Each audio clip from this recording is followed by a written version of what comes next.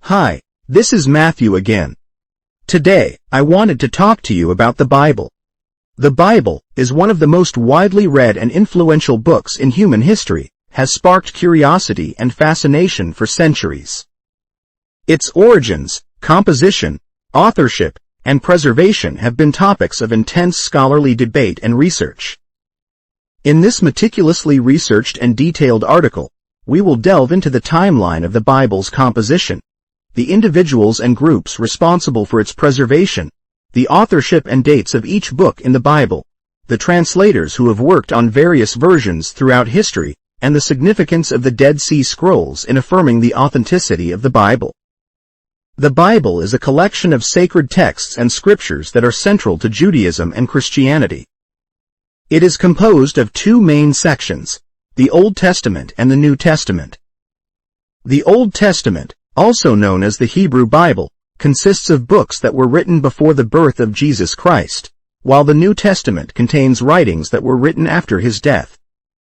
The process of compiling the books that make up the Bible was a complex and gradual one that spanned centuries. The exact timeline of the composition of the Bible is difficult to pinpoint, as many of the books were written anonymously and the dating of these texts is often based on scholarly speculation. However, based on historical and textual evidence, we can trace the development of the Bible in the following timeline. First, the Old Testament, or the Hebrew Bible, is comprised of 39 books written by various authors over a period of approximately 1,000 years. The earliest texts in the Hebrew Bible are believed to be the books of Genesis and Exodus, which were likely written in the 6th century BCE. Other books, such as Psalms and Proverbs, were written later, around the 5th century BCE. In the case of the New Testament, it consists of 27 books that were written by various authors in the 1st century CE. The earliest writings in the New Testament are the letters of Paul, which were written around 50 to 60 CE. The Gospels, which tell the story of the life of Jesus Christ, were written between 70 to 100 CE. It is important to note that the process of canonization, or the selection of which books would be included in the Bible, was not finalized until the 4th century CE. The Council of Nicaea in 325 CE played a crucial role in determining the canon of the Bible, and it was not until the Council of Carthage in 397 CE that the canon was officially closed. Throughout history, various individuals and groups have been responsible for the preservation of the Bible. These include scribes, scholars, monks, and translators who dedicated their lives to copying, studying, and disseminating the sacred texts of the Bible. Some of the key figures in the preservation of the Bible include first, the Masoretes. The Masoretes were a group of Jewish scholars who lived in Tiberias in the 7th to 11th centuries CE. They were responsible for preserving and transmitting the Hebrew text of the Bible, and their meticulous work in copying and editing the biblical manuscripts ensured the accuracy and reliability of the text.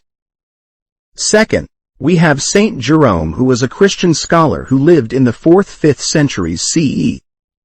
He is best known for his translation of the Bible into Latin, known as the Vulgate, which became the standard Latin version of the Bible in the Western Church for over 1,000 years. Then came the Gutenberg Bible. The Gutenberg Bible, printed by Johannes Gutenberg in the 15th century, was the first major book printed using movable type. This invention revolutionized the dissemination of the Bible and made it more accessible to a wider audience. The first major translation was the King James Version. The King James Version of the Bible, published in 1611, is one of the most widely read and recognized translations of the Bible in English. It was commissioned by King James I of England and was the product of a group of scholars who worked collaboratively to produce a faithful and accurate translation of the text. The authorship and dating of the books in the Bible are topics of intense scholarly debate and investigation. Many of the books in the Bible were written anonymously, and the exact dates of their composition are often based on historical context, linguistic analysis, and archaeological evidence. Next, we will explore the authorship and dates of some of the key books in the Bible. We have divided this into 4 sections. The first section of the Bible is the Pentateuch. This section included Genesis, Exodus, Leviticus, Numbers, Deuteronomy. The Pentateuch, or the first 5 books of the Old Testament, is traditionally attributed to Moses. However, modern biblical scholarship have suggested that the Pentateuch is a composite work that was written by multiple authors over a period of several centuries. The dating of the Pentateuch is difficult to determine, but it is likely that the final form of the text was compiled in the 6th–5th centuries BCE. The second section is the Psalms. The Book of Psalms is a collection of religious poems and hymns that were composed by various authors over a period of several centuries. The dating of the Psalms is difficult to determine, but they are believed to have been written between the 10th to 5th centuries BCE. The third section is the Gospels. The Gospels consist of Matthew, Mark, Luke, and John. The Gospels are the 4 accounts of the life of Jesus Christ in the New Testament.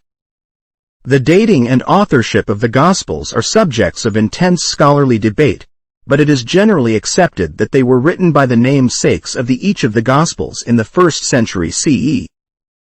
Matthew and Luke are believed to have been written around 80 to 90 CE, while Mark and John were likely written later, around 70 to 100 CE.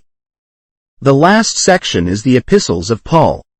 The Epistles of Paul are a collection of letters written by the Apostle Paul to various Christian communities in the 1st century CE. The dating and authorship of the Epistles of Paul are well established, with scholars generally agreeing that they were written by Paul himself between 50 to 60 CE. The translation of the Bible into various languages has been a crucial aspect of its dissemination and propagation throughout history.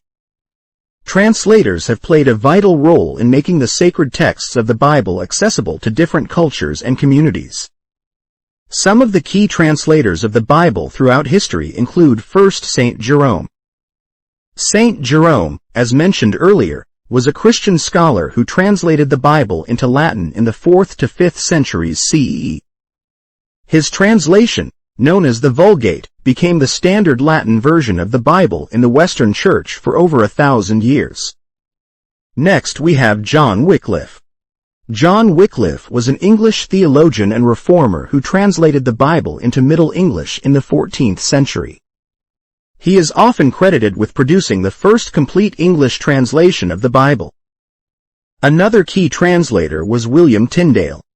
William Tyndale was an English scholar and theologian who translated the Bible into early modern English in the 16th century. His translation was the first to be printed and distributed widely in England, and it had a profound impact on the English Reformation. The first major English translation was the King James Version. The King James Version of the Bible, published in 1611, was a collaborative effort by a group of scholars who worked under the authority of King James I of England. The translation was a landmark achievement in English literature and has had a lasting impact on the English language. The discovery of the Dead Sea Scrolls in the mid-20th century was a momentous event in the history of biblical scholarship. The Dead Sea Scrolls are a collection of ancient Jewish texts that were found in caves near the Dead Sea in Israel. These texts date back to the 2nd century BCE and provide valuable insights into the religious beliefs and practices of the Jewish community at that time. The Dead Sea Scrolls include fragments of every book in the Hebrew Bible except for the Book of Esther. They also contain non-biblical texts, such as sectarian writings, apocalyptic literature, and hymns. The significance of the Dead Sea Scrolls in affirming the authenticity of the Bible lies in their close textual resemblance to the Masoretic text, which is the standard Hebrew text of the Bible. Scholars have compared the Dead Sea Scrolls to the Masoretic text and other ancient versions of the Bible, such as the Septuagint, and have found remarkable consistency in the texts. This has led scholars to conclude that the biblical texts have been preserved with a high degree of accuracy over the centuries, and that the Dead Sea Scrolls provide important evidence for the reliability of the biblical text.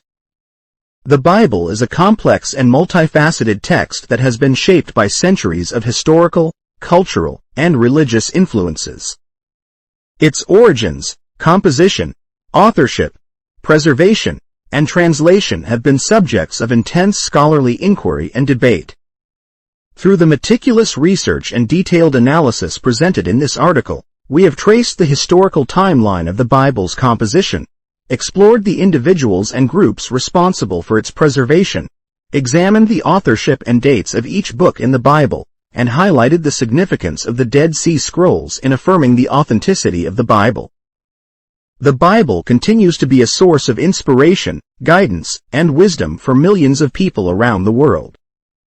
Its enduring relevance and impact on human history testify to the enduring power of its message and the importance of understanding its origins and development. By delving into the rich tapestry of history, scholarship, and faith that surrounds the Bible, we gain a deeper appreciation for this remarkable text and its profound significance in the human experience. Today, we have many translations of the Bible. I will explore the translations in another video. I hope this gives you a little background on how we got the Bible and some of the people involved in its development. To watch more videos on biblical or cultural issues, visit our website at nehemiahreset.org or go to our rumble.com channel. Thanks for watching. We look forward to seeing you again on another video. Have a great day. Thank you for watching this video from Nehemiah Reset. We hope you found it informative and helpful. Our mission is to assist Christians in developing a biblical worldview as it pertains to relevant cultural issues. We seek to inform Christ's followers, equip them, and mobilize them into action to vote for their biblical values and to actively engage the culture. If you enjoyed this video, please like, share, and subscribe to our Rumble, YouTube and Facebook channels. You can also visit our website at nehemiahreset.org to learn more about our vision, our resources, and our upcoming events. Thank you for your support and God bless you.